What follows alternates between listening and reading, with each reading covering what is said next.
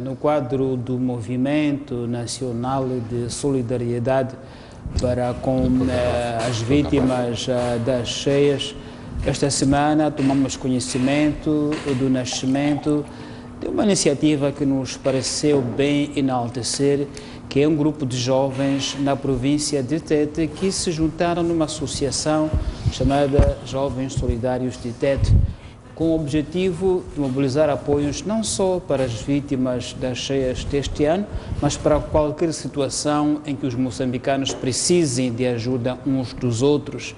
Eu ouvi a entrevista do jovem que está à frente deste movimento através da Rádio Moçambique. Fiquei impressionado com esta atitude e com o leque de grupos de jovens que a associação atrai e aquilo que já fizeram em solidariedade para com a população afetada. Não é para menos, porque mesmo que as chuvas parem, não vai parar a necessidade. Temos agora a indicação de que já foram perdidos 105 mil hectares da agricultura, afetando 82.500 famílias. E, portanto, toda essa gente vai precisar de ajuda muito para além da época das chuvas e, portanto, solidariedade moçambicana para moçambicana ainda será necessária por muito mais tempo. Então, quando são jovens que tomam iniciativa e avançam e aparecem em público e apelam a outros jovens para que o façam, isso merece ser enaltecido. E é isso que queria dar agora os meus parabéns a esses jovens de Tete que lançaram-se numa associação e cujos frutos já parecem ter vindo ao público. Então, muitos parabéns a esta Associação de Jovens Solidários de Tete. Bem, Fernando escolheu o Swiss Leaks. O Swiss Leaks é um novo escândalo bancário internacional e que foi revelado por um consórcio de jornalistas internacional baseado em Washington. Basicamente, estes jornalistas trabalharam em 100 mil ficheiros do HSBC, ou seja, o Banco de Hong Kong e Xangai, na sua versão suíça. E aquilo que eu queria chamar a atenção, ou trazia à colação, era a vertente africana em relação a este escândalo. Ou seja, muitas vezes argumenta-se que a África tem problemas de capitais, problemas de fundos, mas depois vêm estes escândalos e vamos a descobrir que o continente africano é portanto, é o continente que tem os mais baixos índices de rendimento per capita de todo o planeta, mas figura proeminentemente, por exemplo, nos fundos depositados neste banco da Suíça. Moçambique não está muito exposto, há 9 contas de moçambicanos. Os moçambicanos são ilustres desconhecidos, nem sequer há suspeição se estas contas são ilegais, se resultam de lavagem de dinheiro, mas, portanto, Moçambique tem neste banco 6 milhões e meio de dólares depositados no banco, sendo que uma das contas tem 5,6 milhões de dólares. Mas temos países como a Eritreia, um dos países mais pobres do continente africano, que tem 700 milhões de dólares depositados neste banco. É preciso referir, e é importante, que nem todas as contas bancárias neste banco suíço são ilícitas, mas a coisa interessante é que convivem no banco desde artistas de cinema a banqueiros, políticos, negociantes de armas, negociantes de raptos.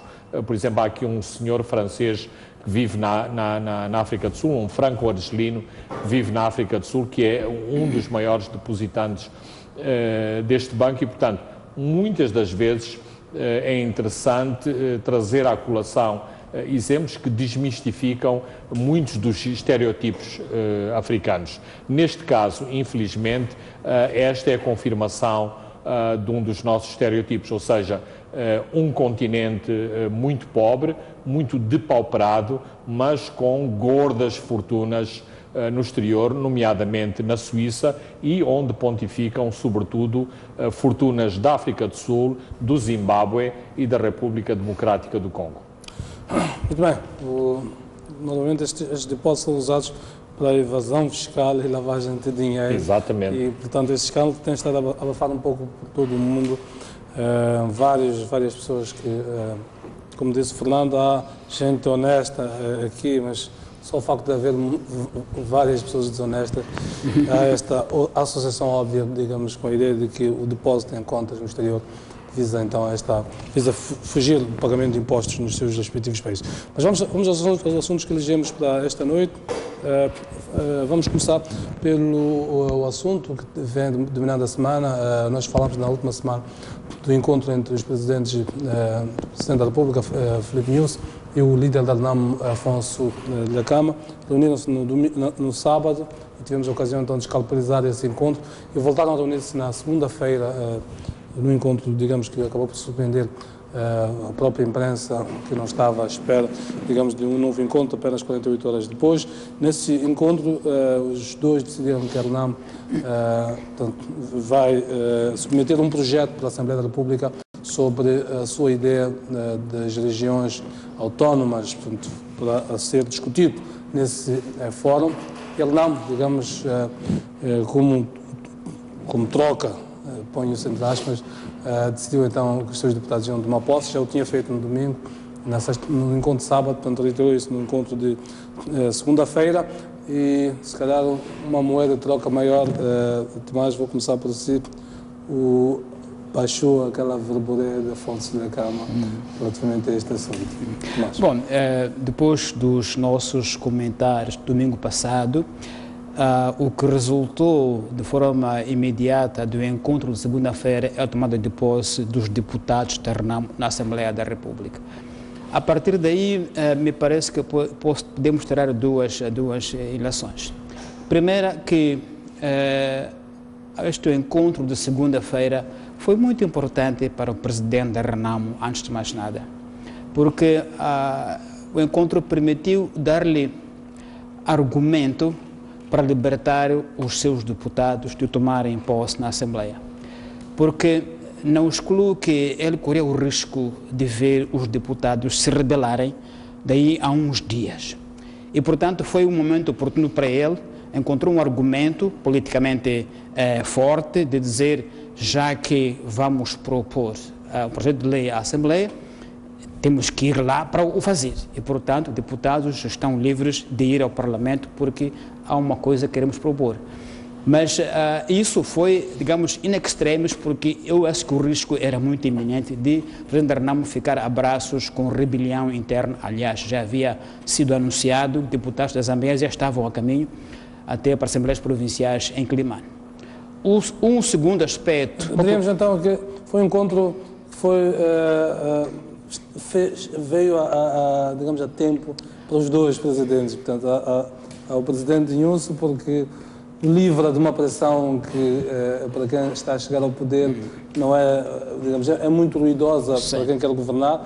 Afonso Dhlakama, portanto, o livra de um ônus que era muito difícil, digamos, livrar-se dele. Eu acho que em termos imediatos o maior risco estava o presidente da RENAM, porque seria um grande desastre ele enfrentar como já aconteceu no passado. E o segundo risco, o Afonso Dhlakama o aceita de forma expressa na entrevista que dá ao jornal Savana, desta sexta-feira, quando ele diz que nós não podemos não conseguir este projeto de lei, porque senão a população jamais irá acreditar em nós e nós podemos desaparecer.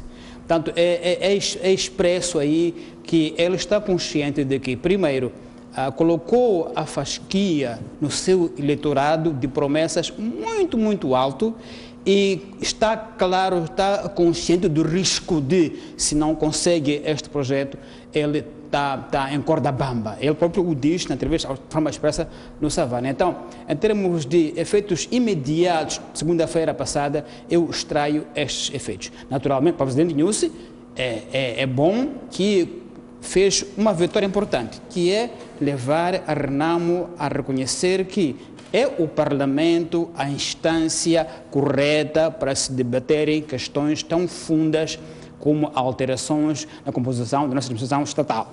É importante que o presidente Nussi conseguiu mostrar ao Afonso Dhlakama que, por mais que ele mostre que tem população que o apoie, nada ficará alterado a menos que ele reconheça as instituições que serão as eleições de 15 de outubro, nomeadamente o Parlamento moçambicano, para o qual Afonso Dhlakama encaminhou os seus deputados. Então, eu acho que em termos imediatos eu consigo extrair essas duas lições do encontro de segunda-feira passada.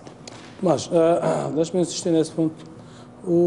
Convencer Afonso Dhlakama de que as instituições em qualquer Estado democrático são, digamos, o motor da democracia. O fórum adequado. Sim. O fórum adequado não é propriamente novo. Se candidatou ele e o seu partido é porque tem consciência de que a ocupação destes lugares determina, digamos, o acesso ao poder verdadeiramente dito. A questão é, parece, se pegarmos os elementos de que nós temos conhecimento, aquilo que saltou à vista, não sabemos o que os dois presidentes falaram fora do que transpirou. A ideia de que, para todo aquele braço de ferro que Afonso Dhlakama tinha feito, com comícios nas províncias e tudo, parece ter aceito por muito pouco baixar aquela guerrilha discursiva e fazer tomar os postos dos seus deputados. Porque até agora é o nível da promessa, apenas de submeter a proposta para a discussão. Nem sequer há uma promessa de aprovação, como ele quis deixar de entender.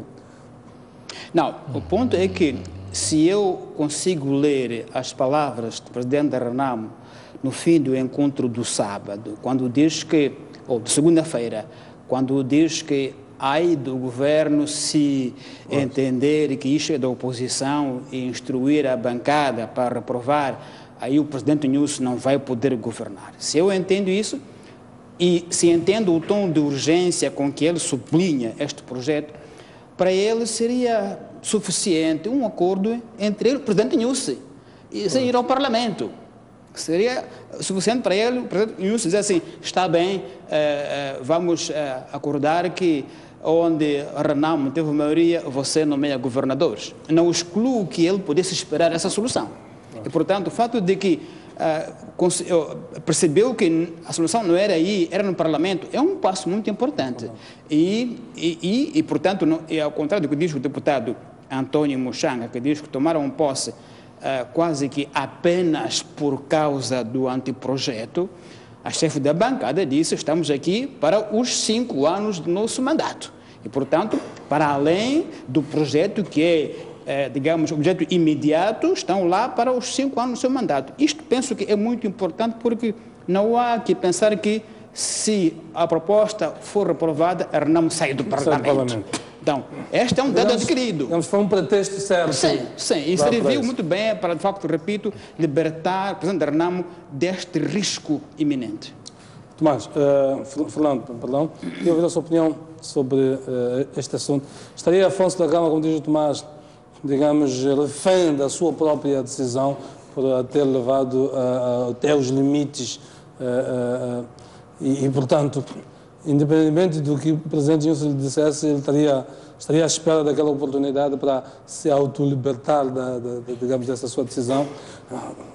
Não, eu penso que há dois momentos muito importantes nestes encontros que totalizaram qualquer coisa como quase 6 horas. Portanto, certeza absoluta que não estiveram a trocar galhardetes e cumprimentos. E tanto quanto eu sei, o ambiente foi muito bom, o entendimento também foi muito bom e isso são boas notícias para o país. O presidente da Renamo diz que até o Metical ficou com mais saúde. Eu ainda não verifiquei se o Metical está de boa saúde, mas ele próprio acha que a nossa moeda está a respirar melhor. Claro que havia a questão próxima, que era a questão dos deputados, e ele resolveu isso. Mas a questão de fundo é, de facto, a visão descentralizada da gestão do país. E não me parece que esta seja uma causa menor. Esta é a causa de fundo e é a causa de fundo que o levou às províncias. Claro que no seu discurso das províncias nós vemos que houve várias alterações em relação ao discurso, desde o governo de gestão, da unidade nacional, depois passámos para as regiões autónomas e agora está um discurso mais centrado em relação às províncias às províncias com autonomia. Este é um discurso muito mais, uma visão muito mais conseguida de Dhlakama, abandonando não só a partilha de poder em termos de gerir, de co-gerir o governo central, mas de uma visão administrativa descentralizada. E aqui a questão importante não é que ele pôs uma proposta em cima da mesa e vamos ver o que é que vai acontecer a esta proposta. Tanto quanto eu sei, há um apoio tácito a esta ideia da parte do presidente Nyusi. Claro que o assunto foi remetido e corretamente a proposta está no Parlamento, mas num primeiro momento, quando eu vi a primeira declaração do presidente da Renan, pareceu-me bastante descortês, quase como uma pressão sobre o Presidente da República, dizer, se isto não é cumprido, vamos ver o que é que vai acontecer ao Presidente Nyusi. Eu faria outra interpretação da minha inteira responsabilidade.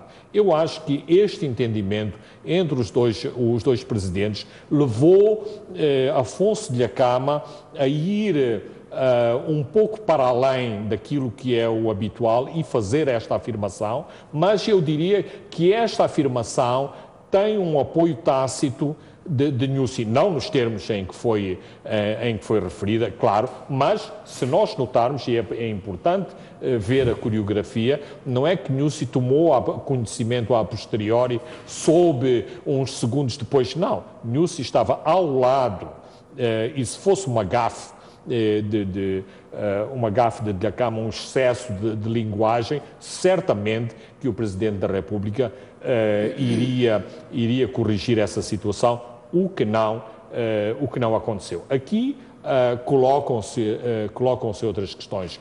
O conceito desta autonomia, desta descentralização para as províncias, e se essa descentralização pode acontecer sem alteração constitucional e sem recurso a referendo. Agora, que ambas as partes levaram a sério isto, digamos, eu posso dizer que é verdade, porque também da parte governamental há pessoas que já estão a trabalhar neste projeto, portanto, é um projeto para levar a sério no Parlamento, não para, como se costuma dizer na gíria futebolística, atirar a bola para canto e ganhar-se mais uns segundos ali no terreno de jogo. Fernando, eu queria precisamente discutir esta ideia, porque em alguns círculos fica a ideia de que enquanto Dhlakama tinha a pressão de chegar a qualquer entendimento com o Presidente Nyusi, de modo a se livrar daquele peso e da pressão dos seus homens, fica a ideia de que do lado do governo foi, digamos, uma espécie de um casamento de conveniência. Portanto, interessava-lhe um Dhlakama que estava numa verboreia perturbadora pelo país, interessava-lhe que se calasse, pelo menos por algum tempo. Até agora está a acontecer isso. E que se calasse pelo maior tempo possível, enquanto se trata da questão na João-Queixo-Sano, que é o desarmamento da RENAM. O que eu queria, atendendo a proposta de autonomia, quer seja numa direção, já ouvimos vários juristas, em que implique, por exemplo, o referendo, quando toca nas questões de fundo, como diz a Constituição, penso que o artigo, eu tenho aqui, quando toca nas questões de fundo, 292, tem a ver com a unidade do Estado, implica referendo, revisão da Constituição. Mas também olhamos na outra perspectiva, em que já ouvimos, sobretudo do Júlio Sá, que é um dos defensores, na ideia de que pode não ser necessário isso. Qualquer uma destas soluções leva tempo. A da revisão da Constituição, de uma forma óbvia, penso que dispensamos explicar isso. A outra é que, chegando-se ao entendimento de que as províncias são transformadas em autonomias, em autarquias maiores, depois vai ser necessário definir, vamos supor que o acordo relativamente a isso é rápido.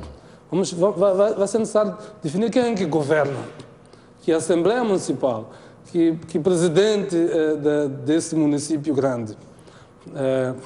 Vai ser necessário fazer eleições, porque as eleições que houve no passado foram para eleições gerais, portanto, legislativas e para assembleias provinciais.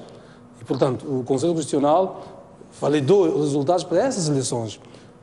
Seria ilegal completamente pegar nessas eleições, transformá-las para outra coisa. Portanto, seria necessário marcar novas eleições. E a lei eleitoral diz que são necessários 120 dias para marcar eleições autárquicas. Jeremias, não estou seguro que portanto, qualquer uma dessas soluções, a mim me parece, a primeira é muito mais tempo, a segunda, no mínimo, são 6 meses, os 4 para marcar eleições.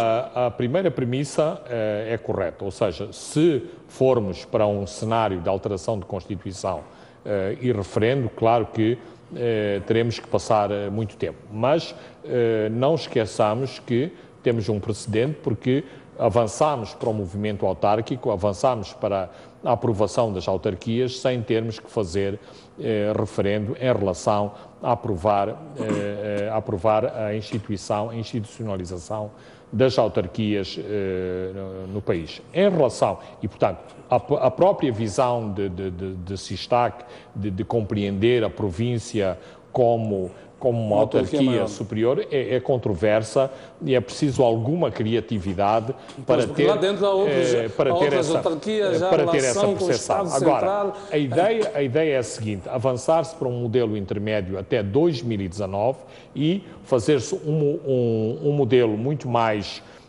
alargado e muito mais conseguido em termos de reflexão descentralizada a partir de 2019. Qual é a ideia? Mas o que é que aconteceria no imediato? Ok, é exatamente aí onde eu queria chegar. Para já, o que é que iria acontecer no imediato? As assembleias provinciais, de que nós achamos que são ali instituições meio obsoletas, porque não têm grande papel, passariam a ter poderes, nomeadamente poderes em termos de fiscalização das atividades de governo das províncias. Da Assembleia Provincial, e esta é a ideia que está a ser, digamos, desenvolvida pela RENAMO, sairia um presidente do Conselho Provincial, que seria, na prática, o governador ou o gestor da província. O governador, que já está nomeado pelo Governo Central, manter-se-ia e teria o estatuto equiparado àquilo que agora, nos distritos e nas cidades, têm os representantes do Estado, ou seja, o governador seria o representante do Estado na província, os órgãos de soberania, nomeadamente o Exército, a Polícia, continuariam no sentido de república unitária, uma só república, não a Estados federados, não a qualquer percepção de federação, mas e em função dos resultados eleitorais, e eu não vejo qualquer inconstitucionalidade nisso, em função dos resultados eleitorais de 2014, far-se-ia essa descentralização, tendo em conta os resultados eleitorais de 2014. Esta é... Não seriam municípios, portanto. Não seriam municípios, seriam... Porque essa é a via que... Não há municípios... Não há municípios provinciais. Poder-se-ia... Penso que é a aproximação do SISTAC. Eu não vejo essa ideia de uma província autárquica, porque uma província é uma entidade territorial que é diferente de uma autarquia, e uma autarquia, mesmo em termos de definição do que é uma autarquia, de poder descentralizado e de poder e participação dos cidadãos, é diferente de uma unidade administrativa quer seja distrito, quer seja província. No entanto, é preciso ressalvar, por exemplo, que à cidade de Maputo, por exemplo, foi dado o estatuto de província e, portanto, a cidade de Maputo carece da Assembleia Provincial e tem presidente do Conselho Executivo e tem governador da cidade. E vamos ver que a Renamo vai muito... um município. É isto que eu queria que ficasse claro. Vamos ver, aliás, Dhlakama, na entrevista ao Savana, usa o exemplo da cidade de Maputo e vamos ver que a Renamo, na Assembleia, vai argumentar muito com o exemplo da cidade de Maputo, autarquia e província ao mesmo tempo. Ou seja, para dizer o seguinte... Por que estamos a tentar inventar a roda se, inclusivamente, já temos um pequeno modelo a funcionar, que é a cidade de Maputo, que tem um estatuto, de província? Portanto, é neste... Pois, tem estatuto de província e é e é autarquia. É uma autarquia. Os seus dirigentes são eleitos. Exatamente. Portanto, seria necessário fazer eleições para chegar aí. É esta questão que eu coloco. Não. Se fizermos isso com a Zambésia... Não, é que na província já tens... Os deputados eleitos da Assembleia Provincial. É só reformular os poderes da Assembleia Provincial. Pois, mas não sei se juridicamente não. É só mudar, chamar aquilo da Assembleia Municipais se eram provinciais. Atenção, Jeremias. Os poderes das Assembleias Provinciais estão previstos na Constituição, no artigo 142. Não, é assim. Portanto, se faz essa engenharia toda sem se mexer na Constituição... Certo. Não, eu estou a tentar responder à pergunta que me está a ser colocada. Sim. Qual é o modelo, qual é a filosofia? Esta parece uma filosofia e uma parte da filosofia já está plasmada nesta entrevista no Jornal Savana. Agora, a grande batalha vai ser passar ao lado da Constituição e passar ao lado do referendo. Aqui, para conseguirmos isso, é preciso esse apoio tácito político da parte da bancada da Frelimo. E, portanto, é preciso que o entendimento que houve ao nível do Presidente da República se alastra a outros setores, nomeadamente ao Partido Frelimo e à bancada do Partido Frelimo. Isso na semana em que a Comissão Política reúne-se, emite um comunicado que no seu ponto 2 diz: a Comissão Política regozija-se pelo elevado sentido patriótico e de autoestima que tem sido demonstrado pelo povo moçambicano, no repúdio e condenação veemente a todas as formas e tentativas de dividir o nosso país, que são um atentado contra a consolidação da unidade nacional, da paz, da construção do Estado de Direito Democrático, fatores fundamentais para o desenvolvimento. Sim. Ponto parágrafo. Não, Tomás, eu queria... Decididamente, eu não partilho deste tom otimista de Fernando. O Fernando está muito otimista em como, com dois traços, temos o país pacificado. Não acho que nós podemos ser tão otimistas assim. Primeiro, também não me parece possível de confirmar que terá havido um acordo tácito, como disse Fernando, entre o presidente Nunes e o presidente da Renamo. Acordo tácito em como este projeto deve passar. Não me parece que tenha havido um acordo tácito, porque não é muito provável. Em segundo lugar, ainda que tenha havido tal acordo tácito, me parece perigoso. Uma vez mais, a ideia de instituições tem que ser respeitada. Um Estado de Direito Democrático não vai sobreviver se estiver nas mãos de duas pessoas toda hora. Não pode ser assim. Existe um órgão de soberania que tem poderes constitucionais estabelecidos e devem ser respeitados. O Parlamento é um órgão de soberania, quer dizer que dentro da ordem interna não há ninguém superior a ele. E deve, portanto, ter o seu espaço de debate autônomo, sem que haja a sombra de que os nossos chefes tiveram um acordo tácito. Se houve uma situação que houve para o pacote eleitoral, o presidente da Renamo quer fazer analogia com essa situação, mas uma analogia errada, porque o pacote eleitoral vinha do Parlamento já, e foi para João Cristina. E, portanto, já havia debate entre as três bancadas, que foi que saiu de João Cristina, do Parlamento para João Cristina, e ali houve um acordo em como este é o pacote que vamos levar ao Parlamento. Não é o caso. O modelo final não é de todo novo. Ainda que fosse o caso, não é caso para se encorajar. Não, Ou seja, um senhor... analogia. Deixa-me acabar com a fala. Um senhor violou uma senhora. Nasceu uma criança. A criança foi registrada. E ele volta. Declara que vai violar de novo. Porque daquela vez até nasceu uma criança. Não se pode tolerar esse tipo de práticas. Não se pode impor ao Parlamento soluções que vêm de dirigentes. Não é correto, nem sequer me parece que nos encoraja nesse sentido.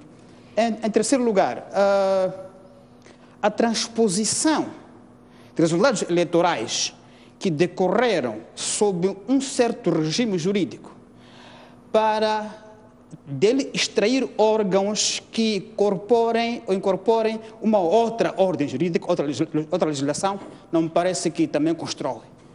Isso me parece caos. Parece manifestamente ilegal, não é? É caos. É caos. Não me parece que isso podemos não haveria aceitar. Um instrumento jurídico legitimador disso. Quando nós queremos saber o que é que legitima as instituições que existem agora, vamos ao acórdão do Conselho Constitucional e encontramos tudo lá. Exatamente. Então, não acho que é assim tão linear de que assembleias provinciais que daqui saíram em 2014 vão, de repente, ter um ou outro tipo de poder que não é o que está na Constituição da República, como bem dizia o Jeremias, e que dali será presidente do Conselho com poderes executivos de forma automática. Me parece que isso é, de facto, criar caos. Se é para se alterar esta ordem, tem que se alterar o que a Constituição implica. E isso não é algo de 2, 3 meses, sem dúvida alguma. É algo muito mais profundo e não creio que podemos dizer que é um acordo tácito e logo será fácil.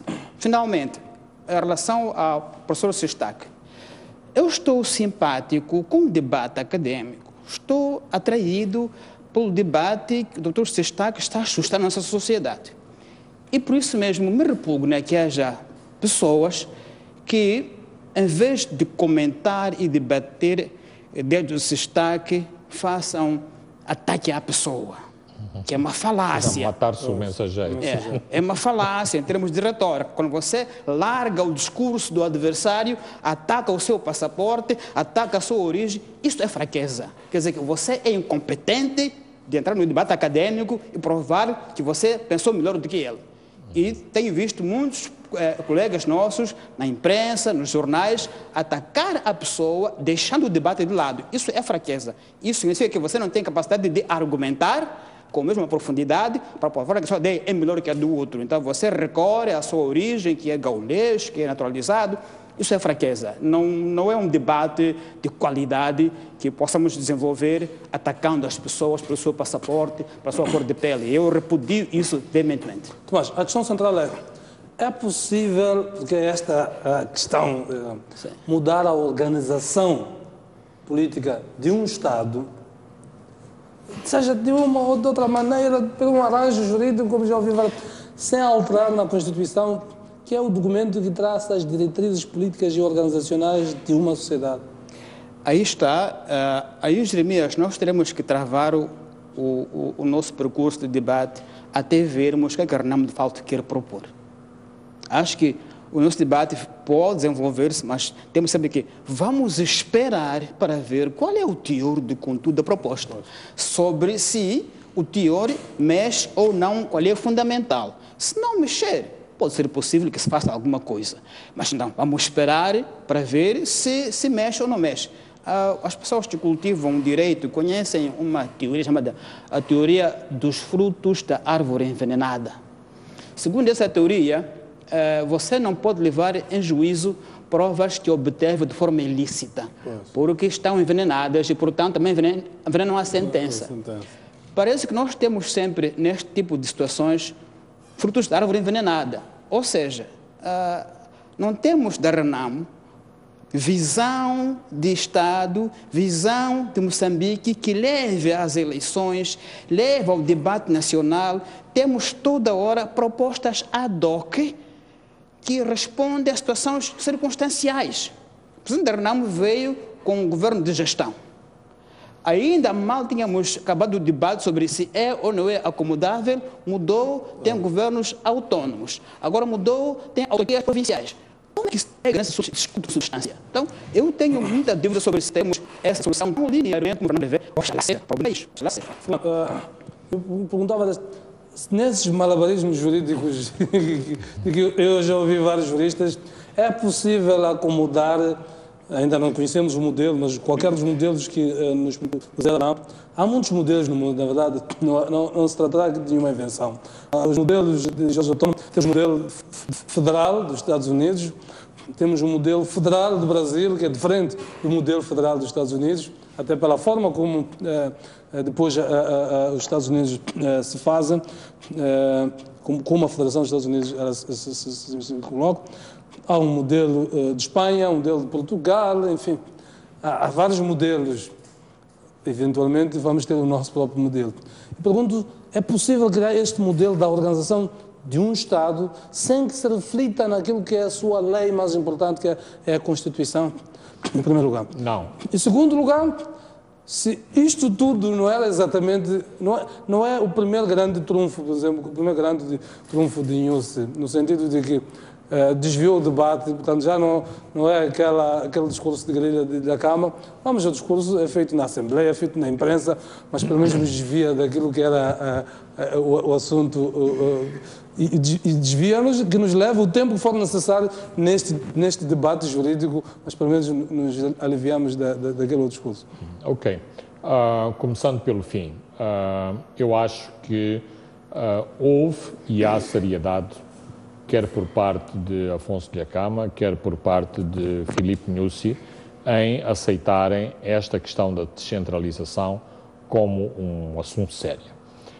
Em relação à descentralização ela própria, e até aqui a minha intervenção é no sentido de julgar o advogado do diabo, ou seja, eu estou a lançar as premissas em cima da mesa sem chegar ao ponto de dizer é possível ou não é possível. Ou seja, o debate da descentralização não é um debate novo em Moçambique e muito nos corredores, muito nos meios intelectuais, sempre se fez este debate da descentralização. E eu não confundo sequer descentralização com federalismo, ou seja, o federalismo implica, claro, descentralização, mas pode haver modelos descentralizados que não impliquem uma federação de Estados ou a criação de novas regiões, a criação de províncias federadas. Portanto, a autarcização já é um processo de descentralização. Exatamente. Então, estamos aqui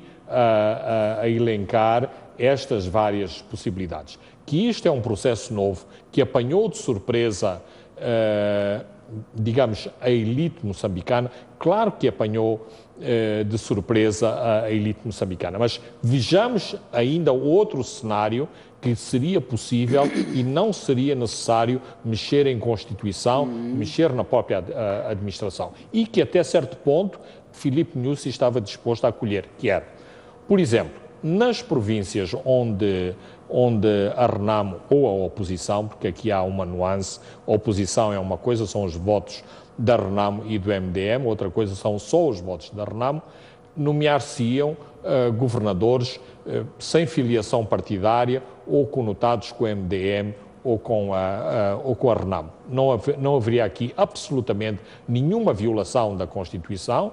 Estes governadores subordinavam-se ao Presidente da República e era uma maneira de o Presidente da República dizer: eu, de algum modo, interpretando esta minha visão de inclusão, dos resultados eleitorais, decidi fazer assim. Não foi este o modelo. Aparentemente, as aberturas... Não são regiões autónomas. Exatamente. Aparentemente, as aberturas iam até ao nível de vice-ministro, ao nível de empresas públicas, ao nível de universidades.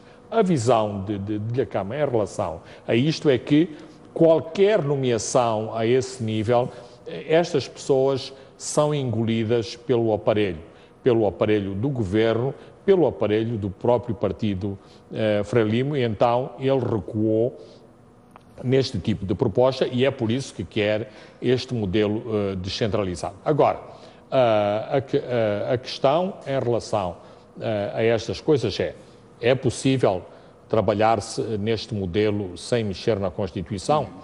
eventualmente. Eu tenho dúvidas se é possível.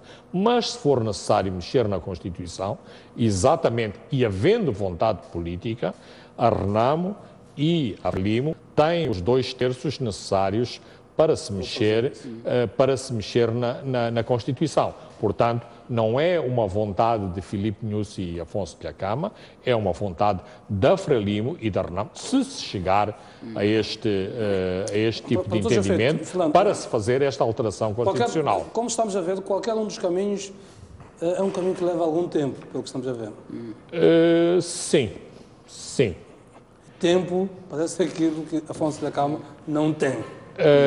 Depende. Assim como o Afonso de Acama fez todo este jogo de cintura de mudar os argumentos que o Tomás elencou aqui do governo de gestão, das regiões, eu penso que ele tem jogo de cintura suficiente para estabelecer os timings e para dizer o Parlamento já está a discutir a nossa proposta. E aí também é importante a referência que o Jeremias fez.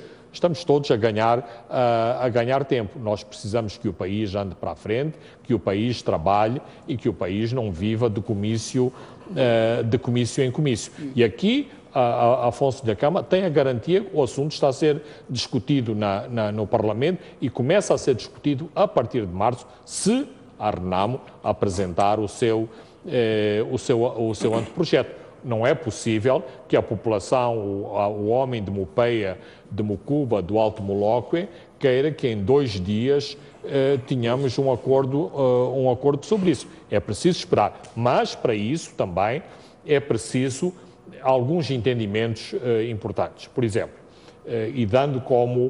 e falando de analogias, a questão da descentralização, de modo algum, é comparável ao pacote eleitoral. Não há sequer possibilidade de analogia. Mas foi nesses termos que Afonso de Acama colocou. Mas está bem correto. Não é possível, não há qualquer analogia. Aliás, a questão de mexer no pacote eleitoral não violava qualquer princípio constitucional. Aliás, fez-se o arranjo exatamente sem qualquer... Portanto, aqui não é o que estamos a falar, não obstante eu pensar que se vai tentar trabalhar sem se mexer na Constituição, sem se chegar ao referendo. Mas, por exemplo, em relação às questões militares, houve um entendimento tácito que as partes, e discutimos isto aqui há meses atrás, quando se estava a chegar ao acordo militar, que haveria esta noção de confinamento. Portanto,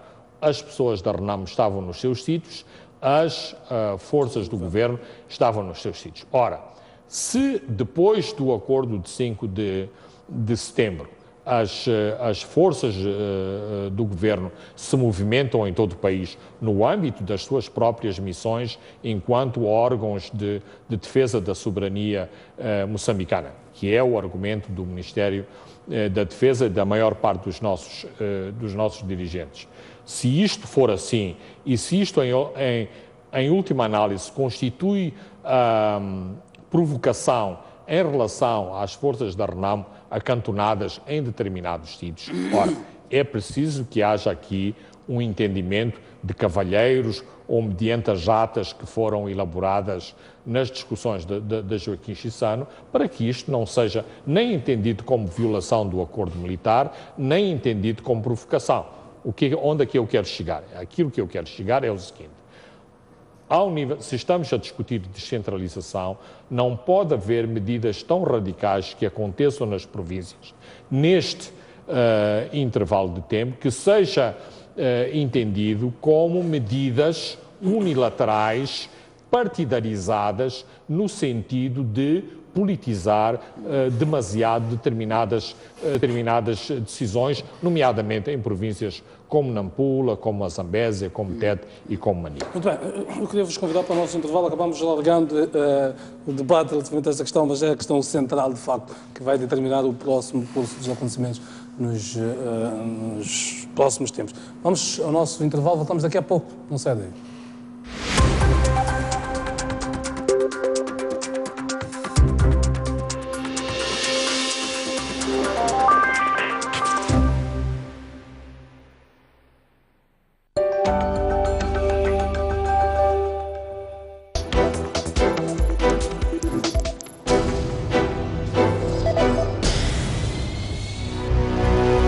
maior debate televisivo está de volta. Os assuntos políticos, sociais e econômicos vistos sem preconceitos. Disse que não tem as pontes em estoque. Por quê? Concretamente, temos problemas de falta de parafusos, temos problemas de falta de pinos. É que isto não é aceitável. Isto não é aceitável. E aqui estamos num problema de política nacional. As cheias e inundações em debate esta semana. Qual é a responsabilidade do NGC? Porque com o NGC, perante uma tragédia tão grande como esta, não há até hoje ninguém que veio assumir as suas culpas. Há questões que têm que estar claras. Nós, como Instituto Nacional de Gestão de Calamidades, somos um braço operativo do governo.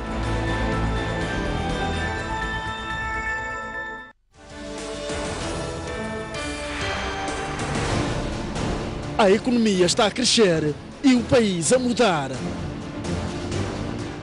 Para lhe dar a verdadeira dimensão destas mudanças e mostrar-lhe o país real, criamos o Jornal do Centro. A partir de agora, o que acontece em Sofala, Tete, Manica e Zambásia chega até si em tempo real. Olá, está a começar mais uma edição do Jornal do Centro.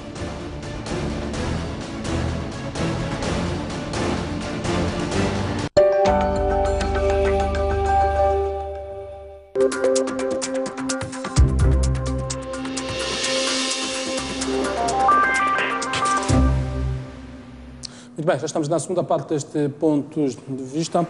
Vamos seguir para o segundo ponto, que é a tomada de posse dos deputados e a sessão extraordinária da Assembleia da República que aconteceu esta semana. Está profundamente interligada com o primeiro tema. Tomás, começo por si. Tomaram posse os deputados, tal como Afonso da Câmara tinha prometido. Estão a tomar posse os membros das Assembleias Provinciais pelo país. Queria que olhássemos para este Parlamento, um Parlamento que promete muita irreverência, muita combatividade. Já vimos esta semana ali muitos nomes novos que prometem, de facto, sim, parece-me que sim, que vamos ter alguma frescura. Esperamos que a frescura queira dizer qualidade de debate, debate com elevação e com conteúdo e não combater pessoas. Há aí figuras que, pelo seu caráter, são pessoas que conseguem polemizar e dar qualidade ao debate. Esperamos que assim seja, das três bancadas. O MDM traz muita juventude e alguma promessa de irreverência. Também a própria Renamo renovou-se bastante. Só na comissão permanente entraram logo, penso, mais de 5 novos deputados para o órgão que é este. Incluindo o vice-presidente. Incluindo a vice-presidente. E temos uma chefe de bancada que é a mais jovem, salvo erro, chefe de bancada, Ivone Soares. Portanto, há uma frescura que nos promete uma qualidade, espero eu, do debate naquele Parlamento. Agora, o MDM entrou com um discurso reclamando a exclusão, porque não teve nenhuma vice-presidência e não teve assentos nas comissões que representam o país no estrangeiro. Evocava inconstitucionalidades, mas, salvo melhor entendimento, não há qualquer inconstitucionalidade, pelo menos por aquilo que eu pude verificar. A Constituição, no seu artigo 102, salvo erro, diz que elegem-se vice-presidentes dos partidos com maior representação parlamentar. Não diz quantos vice-presidentes, só diz que os que têm maior representação parlamentar. E o próprio regimento aí já diz 2 vice-presidentes dos partidos com maior presença no Parlamento. E, portanto, o que o MDM pode agora requerer é que se altere o regimento e para não limitar para 2 lugares. Na verdade, o debate estava a acontecer já esta semana. Pois, e portanto, foi por aí. E, penso que no espírito de reconciliação, no espírito de inclusão, não faria mal a ninguém que o MDM tivesse uma vice-presidência. Até porque houve uma história nesse espírito, na última legislatura, em que o MDM tinha 8 deputados, nos termos de regimento não podia constituir bancada, porque implicava ter no mínimo 25 deputados no regimento anterior, mas como havia vontade de inclusão e de participação, deu-se ao MDM a formação de uma bancada. Então, esperamos que este espírito de inclusão, de participação, prevaleça sobre alguns formalismos que podem criar clivagens desnecessárias e que não têm qualquer relevância no conteúdo de uma Assembleia. Não altera muito ser vice-presidente da Assembleia da República.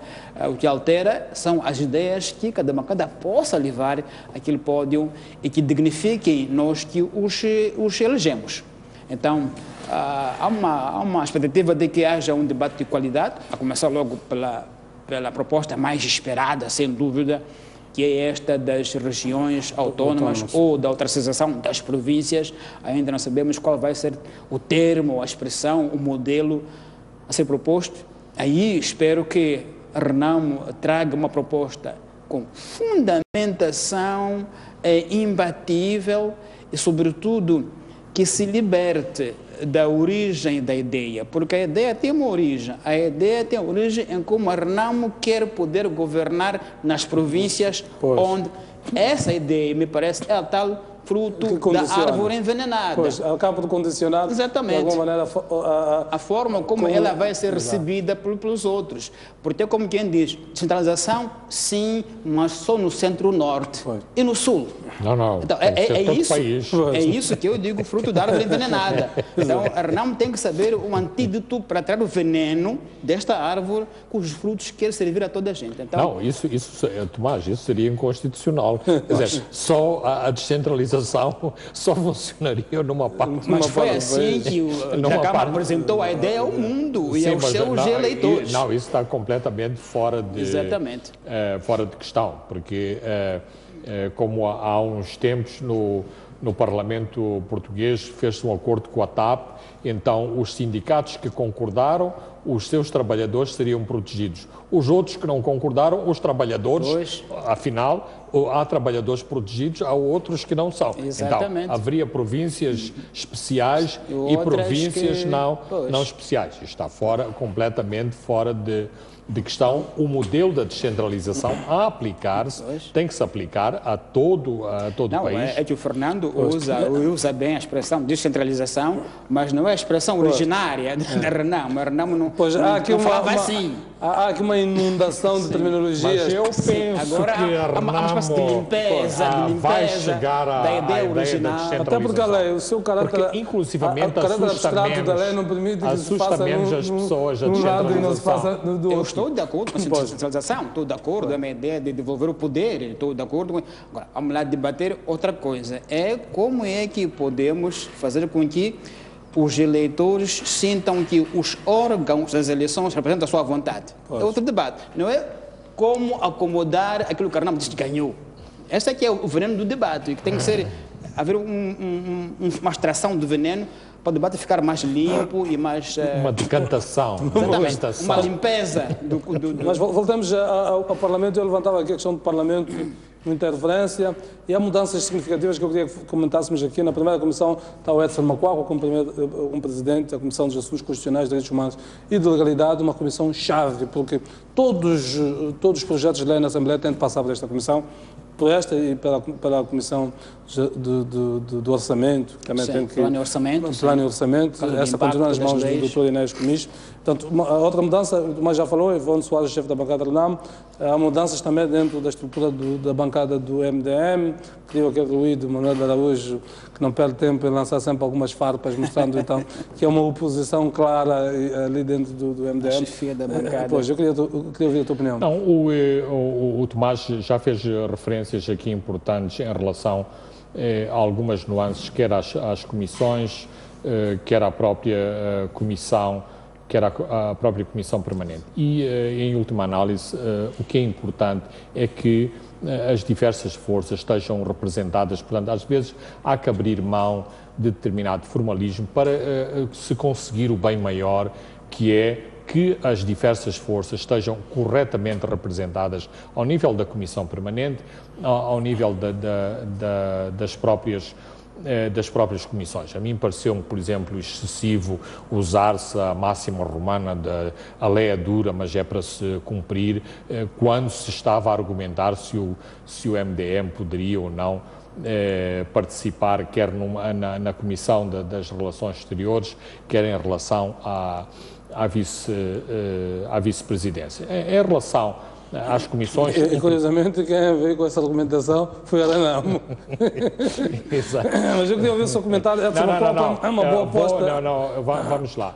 Uma questão em relação às comissões é que me parece agora uma composição muito mais equilibrada e muito mais participada pelos três partidos políticos. Do ponto de vista de liderança das comissões. Em relação aos próprios debates, não nas plenárias, mas nas próprias comissões, parece-me que haverá muito maior equilíbrio. E nestas coisas da argumentação também muitas vezes é importante e não é a chamada ditadura do voto que resolve Isto de alguma maneira pode ajudar ao debate no plenário, porque muitas das leis, muitos dos projetos já vão sair dali com um debate amadurecido ao nível de Jeremias, uma das coisas que acontecia e que a Frelimo ficava muito frustrada é que, por força do debate, muitas vezes os elementos da Renamo nas comissões eram levados a aprovar determinadas coisas que depois, na plenária, a Renamo aparecia com outra posição. Ou seja, prevaleceu uma posição política que contrariava os membros da Renamo nessas comissões, que em sede do debate não conseguiam argumentar para dizer não, esta é a nossa... Vamos lá os nomes, estou a jogar com a operação do tempo. Ivone Soares é uma boa aposta para a chefe da bancada da Renamo, Edson Bacoca para a primeira comissão. Bem, a Ivone Soares, claramente, pelos motivos que o Tomás também aqui apresentou, mas também pelo seu papel nos últimos tempos em relação à Renamo, em relação ao presidente da Renamo, em relação à solução destes conflitos. Quer-me parecer que será uma voz de moderação, de conciliação e de fazer muitas das pontes, porque o Parlamento também é um Parlamento de pontes, de compromissos, de soluções. E a Ivone Soares... A verdadeira estrela do diálogo político fora da João Queixa Santos. Absolutamente. E sobretudo esta sua relação mais próxima com Afonso da Câmara. E por isso terá também os seus próprios detratores, a sua vida não será fácil no seio da própria Renamo. Em relação à primeira comissão, e concordo que a primeira comissão é a comissão fundamental, eu não gostei desta eleição, não penso que Edson Macquaqua traga qualidade. Em relação ao próprio Partido Frelimo, quer-me parecer que Edson Macquaqua representa uma facção conservadora, uma facção muito pouco intelectual ou intelectualizada e, portanto, não fiquei... E eu costumo dizer, e já o disse isto em público, há uma Frelimo de Edson Macquaqua que não gosto e com a qual não me identifico, e há uma outra Frelimo, com muitas pessoas com quem me identifico dentro da Frelimo e que deram grandes contributos para o desenvolvimento deste país. Portanto, não me parece uma escolha acertada, antes pelo contrário, mandou um sinal eventualmente errado em relação ao rumo que se pretende seguir em relação a determinadas questões. Tomás, nessa perspectiva, também dei conta do reforço da Comissão Política na Assembleia. Pois. Temos agora, salvo melhor contagem, 5 membros da Comissão Política.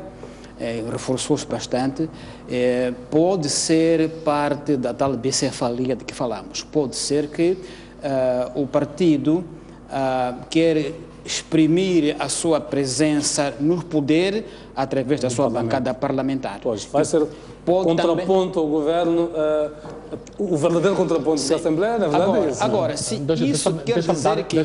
Deixa-me acrescentar um ponto que é importante. Isto que o Tomás está a dizer é muito importante porque o governo fez bandeira do facto de afastar a quase totalidade dos membros da Comissão Política do governo. Sim. E, portanto, parece-me que esta é a contra-restrição, digamos assim. Agora, mas se a ideia é reforçar o Parlamento, para o Parlamento desempenhar, de facto, a sua função de fiscalizadora do Executivo, isso está correto. Se for isso. Agora, se for uma espécie de encontrar um campo de guerrilha mais ou menos subterrícia no Parlamento com o governo, isso pode não ser bom. Agora, quanto à chefia das comissões, eu acho que qualquer chefe só será eficiente se souber que está num grupo e explorar ao máximo o potencial do grupo e ela aparecer a resumir aquilo que o grupo pensa. Se um chefe entende que tem a decisão e a solução de todos os problemas, certamente que não será um bom chefe em uma comissão.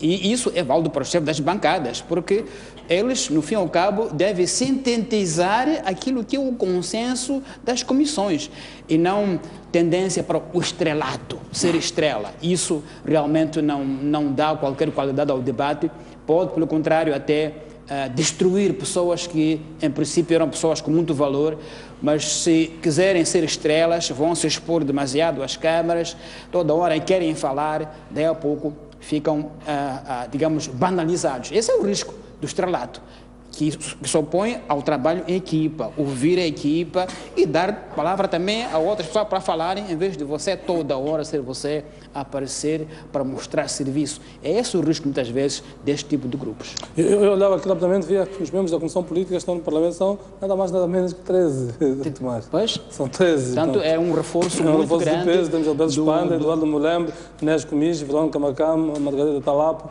Alcinda Abreu, Conceito Sordano, Raimundo Paixinoapa, Sérgio Panti, Alberto Vaquina, Esperança Bias, portanto, Carvalho não há Moalha, dúvida que a Comissão Política do partido está em peso facto, na Assembleia.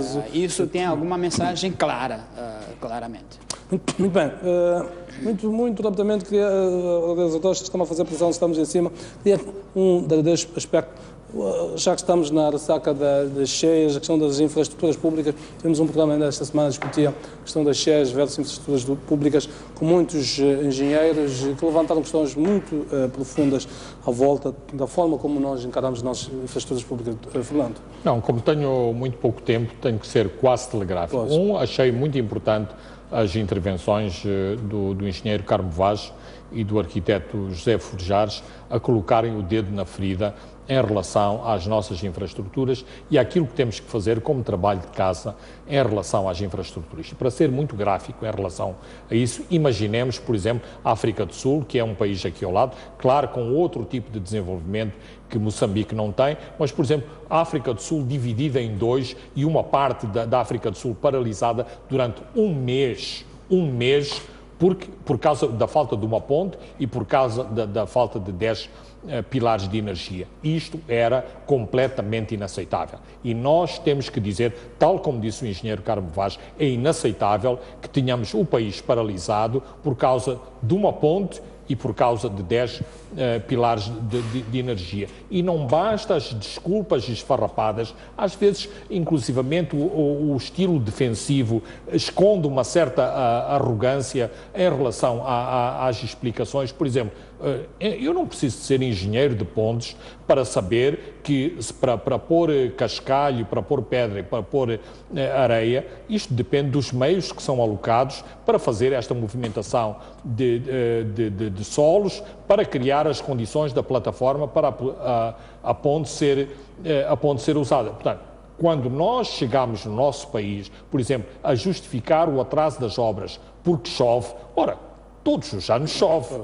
Todos os anos chove e, infelizmente, o padrão das chuvas vai se alterando e nós temos que conhecer o padrão das chuvas. Um último aspecto que também me parece importante. O INGC é uma instituição que tem gozado do apoio e de um determinado consenso positivo de grande maioria dos moçambicanos. Eu penso que talvez ficaram a dormir um bocadinho à sombra desse prestígio e não me parece que a sua prontidão e a sua organização nestas cheias tenha estado ao nível do prestígio e da capacidade que os moçambicanos lhe conferiram enquanto organismo de gestão das nossas calamidades naturais. Dito isso que disse o Fernando, só queria destacar um elemento simbolicamente importante. Quando o Presidente da República tomava posse na Praça da Independência, apenas no sul do país essa cerimônia foi seguida. Na região norte e centro não foi seguida porque não havia comunicação, não havia energia, não havia telecomunicações. É um risco político muito grande. É só para dar esta ideia simbólica do que aconteceu naquele período em que havia um evento de tamanha importância em que uma parte do país não seguiu, não viu, porque não havia comunicações. Isso é dos riscos que não podemos correr nunca mais. Há uma peça muito simbólica feita em Climã, o nosso colega Jorge Marcos, de uma ponte, num dos bairros ali de Climã, que estava a ser reabilitada enquanto as pessoas estavam passando. E o empreiteiro era entrevistado e ele dizia assim: bom, as obras já atrasaram, por quê? Porque eu estive doente há alguns dias e então as obras pararam e tudo. Uma obra pública. Eu vi essa reportagem. Portanto, o empreiteiro... Anotei esse... muro vigoroso no estômago de um país.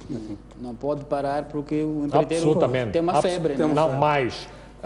Como eu já disse aqui, em tempo de guerra não é tempo de estarmos a limpar as armas, mas quando esta crise passar, temos que de facto sentar e discutir a sério o que é que andou mal nesta gestão e prevenirmos futuros anos. No próximo ano vai haver outra vez cheias, eventualmente vai haver piores e nós temos que responder a isso e não ficarmos todos coitadinhos a dizer pronto, não temos nada que fazer, é a chuva. Não, Tomás, quero agradecer a vossa presença, nosso tempo já expirou, estou com a organizadora ali a fazer uma pressão enorme para terminarmos.